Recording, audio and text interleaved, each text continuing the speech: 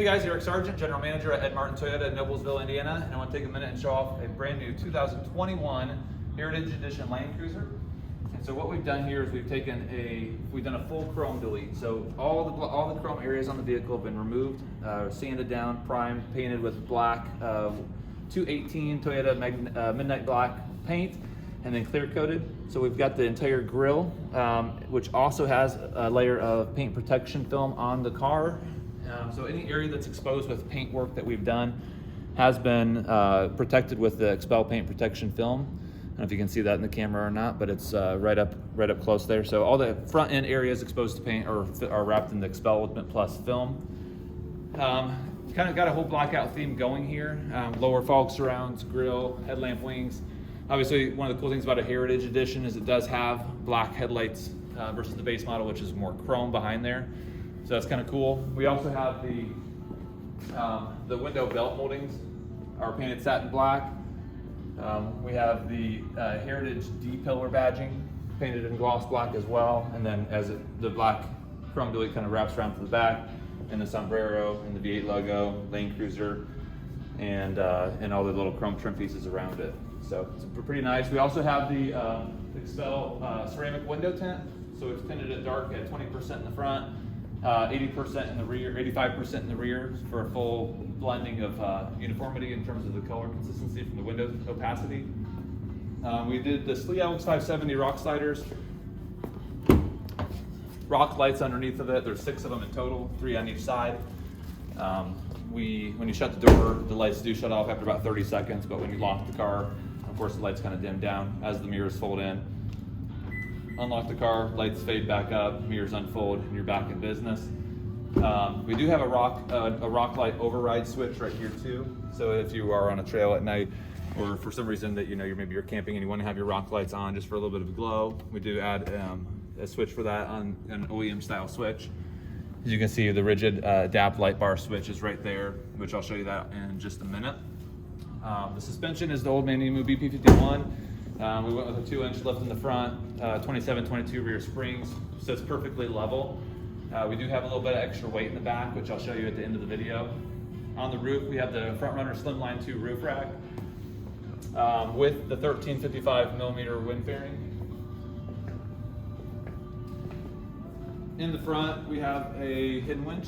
It's the Factory 55 Fairleigh Ultra Hook married to a Warren Xeon 12S Platinum winch. We like this winch a lot just because it's water submersible. It carries the Warren brand. It's got a wireless remote control with a dual clutch. The remote also lets you control other accessories such as lights. So if I wanted to turn on my adapt light bar, while I'm remote winching, you could do that from the remote control. But it's a trail tailor hidden winch mount to a factory OEM bumper, and this is kind of our standard setup. Looks real nice and clean. Looks kind of factory. Same thing with the light bar in the front. We have the 30-inch Rigid Industries Adapt light bar in the grille. To make this work, you have to have a Heritage grille because it has these nice little, almost like it's designed to be cut out. There's another strip of plastic that kind of goes for here in the middle. We just cut that out with a Dremel, and then we send it back to our body shop, the whole grille. They'll fill it in with body filler, sand it down, repaint the whole inside satin, so that it comes back looking completely like a factory grille. And then of course that's wired up to the switch that's on the inside. And of course this is a really cool light bar. It's got a lot of sex appeal to it in terms of the large LED lights, but also you can change the glowing of it. And then of course the flood and the spot stuff you can change on demand with the remote control list on the left side of the driver's column. We also added a Lexus LX570 credit card key, which is still in the wrapper on this one. I do want to show you a couple cool things underneath the hood real fast. You can pop it. So again, the whole front of this vehicle is wrapped in XPEL paint protection film. Not just the areas that we painted, but also the entire front bumper, the entire front hood, the entire front fenders. They're all wrapped in the XPEL Ultimate Plus film. You can kind of see in the hood where the XPEL film kind of wraps around, and then it tucks underneath here, and then it's glued underneath so that it can't pull off. Underneath the hood, though, we have our hood lights, white and red. They're the Wayland lights. We also have a little triple toggle here, so up is white, middle is off, down is red. We replaced the lead acid crank battery from Toyota with a North Star AGM, and the reason that we did this, we don't have a dual battery setup. We do have auxiliary lighting with the hood lights, the hatch lights, the rock lights, and then of course the light bar and the winch. We just want to make sure that, you know, as we're drawing power, it would be the right chemistry for that. We don't want to, you know, have slow trickle draws off a lead acid crank battery, so we just did a Group 31 battery upgrade to this particular AGM, which we really like. So that's all there is underneath of the hood. Let's go to the middle center console, the middle second row passenger area.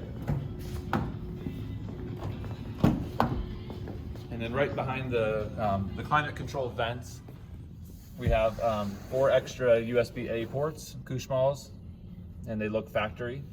So one kind of negative thing about a Land Cruiser is there's only one USB port and it's in the front. So if you have any kind of devices or anything that you need charged, then you need more USB ports, so we add those.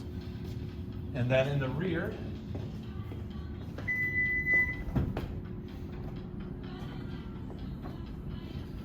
we have a single-sided ARB drawer with a roller top.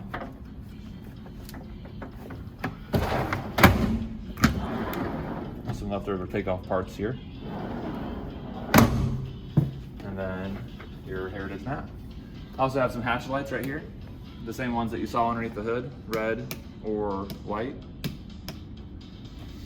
And then last but not least, there's a transfer case skid plate from Bud Built. And I'll show you that right underneath the vehicle.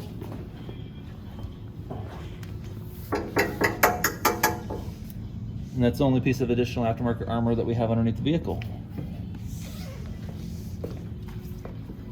Let me know what you guys think about this vehicle in the comments below. Talk to you soon.